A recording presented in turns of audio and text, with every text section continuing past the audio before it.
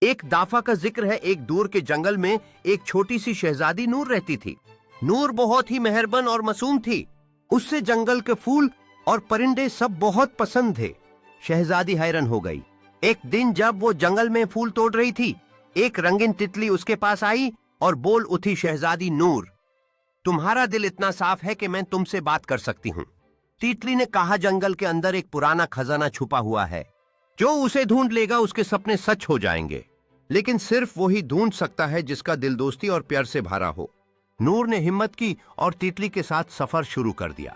آخر کر وہ ایک چمکتی ندی کے پاس پہنچی۔ راستے میں اس نے ایک بھوکا ہرن کو کھانا کھلایا، ایک چھوٹی چڑیا کا گھونسلہ بچایا اور ایک بوڑھی لوہری کی مدد کی۔ ندی کے پانی میں ایک ستارہ چمک رہا تھا۔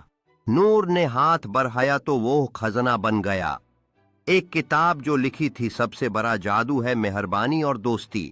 اس دن کے بعد شہزادی نور نے جنگل کے ہر جانور کو اپنا دوست بنا لیا اور وہ سب مل کر ہمیشہ خوش رہتے رہے۔